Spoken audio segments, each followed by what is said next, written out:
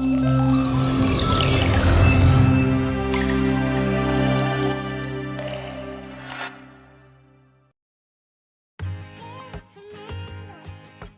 semuanya, perkenalkan nama saya Uswatun Hasanah, NIM 2419021. Jadi video ini diunggah guna memenuhi tugas mata kuliah pengembangan kurikulum anak usia dini ya. Dosen pengampu Bapak Muhammad Irsyad, MPDI.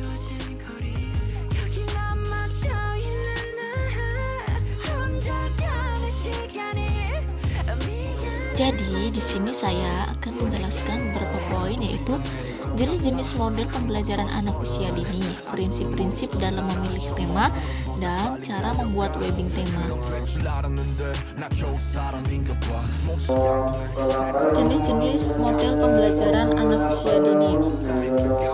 Yang pertama yaitu model pembelajaran klasikal. Model pembelajaran klasikal adalah pola pembelajaran di mana dalam waktu yang sama kegiatan dilakukan oleh seluruh anak sama dalam satu kelas.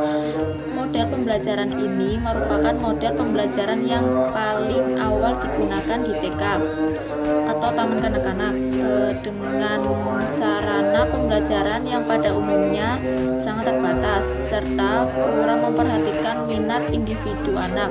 Sering dengan perkembangan teori dan pengembangan model pembelajaran, model ini sudah banyak ditinggalkan.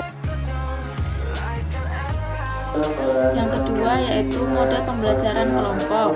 Model pembelajaran kelompok adalah strategi pembelajaran yang melibatkan partisipasi siswa dalam suatu kelompok kecil untuk saling berinteraksi. Dengan sistem pembelajaran komparatif akan memungkinkan guru mengelola kelas dengan lebih efektif dan siswa dapat saling membelajarkan sesama siswa lainnya. Dalam pembelajaran ini akan tercipta sebuah interaksi yang lebih luas, yaitu interaksi dan komunikasi yang dilakukan antara guru dengan siswa, siswa dengan siswa, dan siswa dengan guru. Pembelajaran komparatif akan efektif digunakan apabila 1. Guru menekan pentingnya usaha bersama di samping usaha secara individual. Yang kedua, guru menghendaki pemerataan peroleh hasil dalam pembelajaran. Yang ketiga, guru ingin menanamkan tutor sebaya atau belajar melalui teman sendiri. Yang keempat, guru menghendaki adanya pemerataan partisipasi aktif siswa. Yang kelima yaitu guru menghendaki kemampuan siswa dalam memecahkan berbagai permasalahan. Yang ketiga yaitu model pembelajaran area atau minat. Model pembelajaran berdasarkan area lebih memberikan kesempatan kepada anak didik untuk memilih atau melakukan kegiatan sendiri sesuai dengan minatnya. Pembelajaran dirancang untuk memenuhi kebutuhan-kebutuhan spesifik anak dan menghormati keberagaman budaya dan menekankan prinsip individualisasi pengalaman bagi setiap anak, membantu anak untuk pilihan-pilihan melalui kegiatan dan pusat-pusat kegiatan serta peran serta keluarga dalam proses pembelajaran. Yang keempat yaitu model pembelajaran sudut. Model pembelajaran sudut adalah pendekatan pembelajaran yang dalam proses pembelajarannya dilakukan di dalam lingkaran dan sentra bermain. Lingkaran adalah saat dimana guru duduk bersama anak dengan posisi melingkar untuk memberikan pijakan sebelum dan sesudah bermain.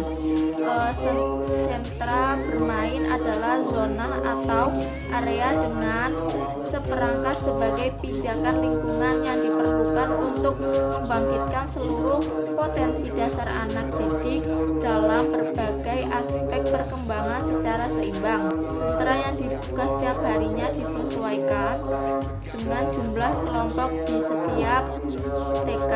Sentra bermain terdiri dari sentra bahan alam dan sains, sentra balok, sentra seni, sentra bermain peran, persiapan, sentra agama, dan sentra musik.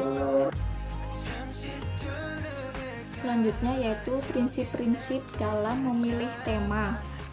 Yang pertama, kedekatan. Kedekatan artinya tema hendaknya dipilih mulai dari hal-hal yang terdekat dengan kehidupan anak.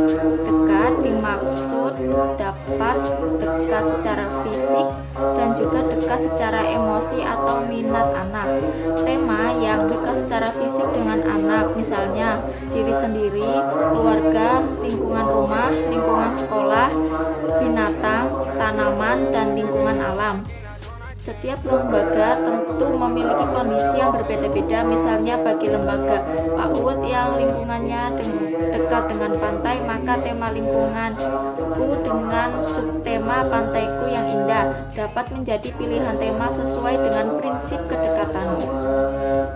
Bagi lembaga PAUD yang lingkungannya dekat dengan perkebunan, tema lingkunganku dengan subtema kebun dengan topik bahasan kebun mangga, kebun kelapa, atau lainnya.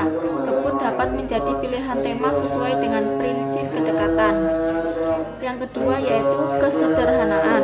Kesederhanaan artinya tema yang dipilih yang sudah dikenal anak agar anak mudah dipahami pokok bahasan dan dapat menggali lebih banyak pengalaman. Contohnya, berdasarkan prinsip kesederhanaan, kita dapat memilih tema binatang dengan subtema ayam. Melalui subtema yang sederhana kepada peserta didik, misalnya jenis-jenis ayam, pakan ayam, cara memelihara ayam, perkembangbiakan ayam, hasil dari ayam, dan makanan olahan dari ayam. Yang ketiga yaitu kemenarikan. Kemenarikan artinya tema yang dipilih harus menarik bagi anak dan mampu menarik minat belajar anak. Untuk lebih memberikan kemenarikan minat belajar anak dan kebermaknaan suatu tema, hendaknya guru dapat merumuskan tema dalam bentuk kalimat yang inspiratif. Misalkan tema matahari dirumuskan dengan matahari sumber kehidupan manusia. Tema tanaman dirumuskan menjadi penanaman dan merawat tanaman. Tema binatang dirumuskan menjadi menyayangi binatang peliharaan. Yang keempat yaitu keinsidentalaan. Keinsidentalaan ini artinya pemilihan tema tidak selalu yang direncanakan di awal tahun. Dapat juga menyisipkan kejadian luar biasa yang dialami anak, misalnya peristiwa banjir yang dialami anak dapat dijadikan tema insidental menggantikan tema yang sudah direncanakan sebelumnya. Selanjutnya yaitu cara membuat webbing tema, yaitu satu, pastikan tema utama terletak di tengah-tengah untuk memudahkan membuat percabangan akan lebih baik jika minimap berinti berada di tengah. Yang kedua yaitu dari tema utama akan muncul tema turunan masih berkaitan dengan tema utama. Yang ketiga yaitu cari hubungan antara setiap tema dan ditandai dengan garis, warna, atau simbol gambar. Sekian dari saya, kurang lebihnya mohon maaf. Wassalamualaikum warahmatullahi wabarakatuh.